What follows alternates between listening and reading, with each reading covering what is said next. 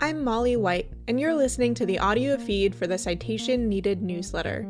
You can see the text version of the newsletter online at citationneeded.news. Trump Jr. advised prediction markets open bets on president's demise. President Trump's deregulatory agenda emboldened prediction markets to push boundaries around permitted event contracts. Now sites advised by his son are allowing bets on his death. This issue was originally published on September 2nd, 2025. Prediction market platforms Kalshi and Polymarket opened betting markets on President Donald Trump being, quote, out as president as social media platforms erupted over the long weekend with rumors that he had died. The competing platforms, which both list Donald Trump Jr. as an advisor, launched their markets after the typically omnipresent Trump vanished from public view, with press photographers reduced to capturing grainy, distant shots that called to mind Bigfoot sightings. Recent appearances had shown Trump with swollen ankles and bruised hands, and online sleuths seized on holiday road closures around Walter Reed Medical Center, and recent press appearances by Vice President Vance stating his readiness to assume the presidency as further evidence of Trump's demise. Before these direct bets, there had been a spike in activity in existing markets that would have served as proxy bets for Trump's death.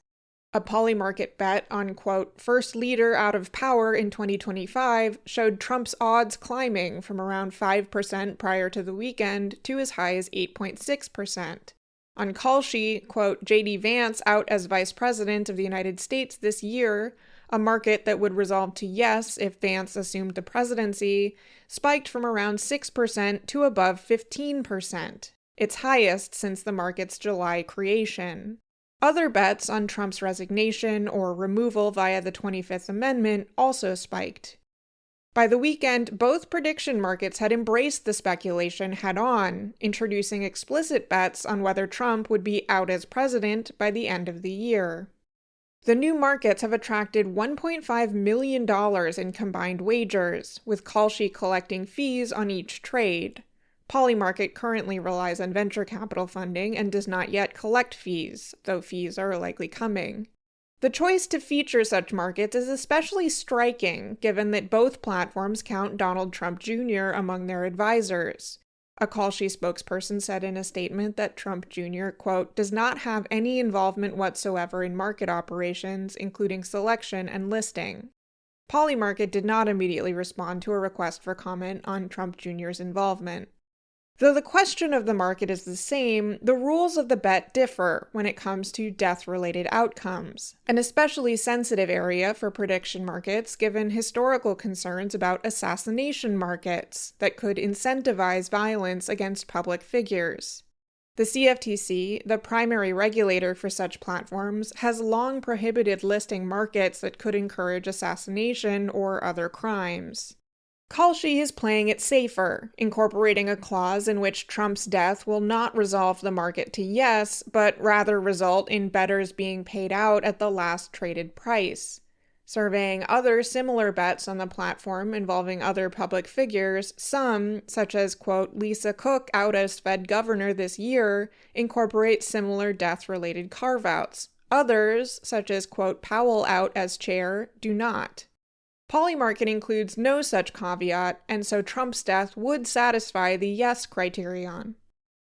Such markets trend alarmingly close to assassination markets, which are explicitly prohibited by CFTC regulations against contracts referencing, quote, terrorism, assassination, war, gaming, or an activity that is unlawful under any state or federal law. Outside the U.S., some financial and gambling regulators impose similar prohibitions, and criminal law in most jurisdictions likewise prohibits such markets under incitement, solicitation, and conspiracy statutes. Both platforms appear increasingly emboldened to test these boundaries, protected by their deep political connections to the U.S. administration. Beyond Donald Trump Jr.'s advisory roles at both companies, Polymarket boasts former CFTC chairman J. Christopher Giancarlo on its board. Trump's nominee for the future CFTC chair is current Kalshi shareholder and board member Brian Quintenz. In August, emails obtained via FOIA request sparked calls for a CFTC investigation into Quintenz over concerns that he may have crossed ethical or legal lines by seeking information into Kalshi competitors and potentially influencing agency decision-making even prior to his confirmation. Quintenz's apparent comfort in involving himself in CFTC matters that present conflicts of interest before even taking office exemplifies the broader regulatory breakdown under Trump. This regulatory capture has created an environment where platforms closely tied to the administration feel comfortable offering bets that could incentivize attempts on Trump's life. After a district court judge sided with Kalshi in September 2024 in a dispute over whether election-related markets qualified as gaming, the CFTC dropped its appeal of the question in May 2025.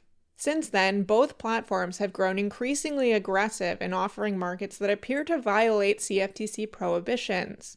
Polymarket dubiously claims not to serve U.S. customers, giving it some additional latitude in its offerings, though it plans to soon change this under Trump's relaxed regulatory environment. And Polymarket, typically the more defiant of the two, has a history of controversial markets that create troubling incentives. Earlier this year, I noted this issue when the platform began allowing speculators to bet on whether California wildfires would spread to a new part of the state.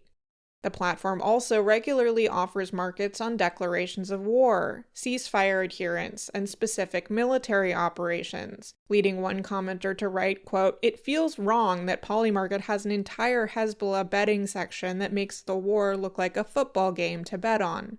Both Polymarket and Kalshi maintain entire sections dedicated to sports betting, despite the gaming prohibitions. Polymarket has long defended its controversial markets as providing so-called answers for those directly impacted by events, quote, "in ways TV news and Twitter could not," emphasizing that it takes no fees to deflect accusations of profiting from tragedy. Both platforms frame their betting markets as ways to quantify public predictions about future events, and Polymarket has even described itself as the future of news. But the $1.5 million wagered on Trump's potential demise suggests these markets go beyond measuring public sentiment to actively amplifying, and in Kalshi's case, profiting from speculation about presidential mortality. That they now feel confident enough to allow such betting, creating financial incentives around the death of the same president whose deregulatory agenda enabled their rise, represents a dark irony of Trump's dismantling of regulatory oversight. Thanks for listening to this issue of the Citation Needed newsletter. If you would like to support my work with a free or pay-what-you-want subscription to the Citation Needed newsletter, or if you would like to receive these issues in your email, go to citationneeded.news/sign-up. If you enjoyed the podcast version of this episode, please consider leaving a rating or review in your podcast player of choice.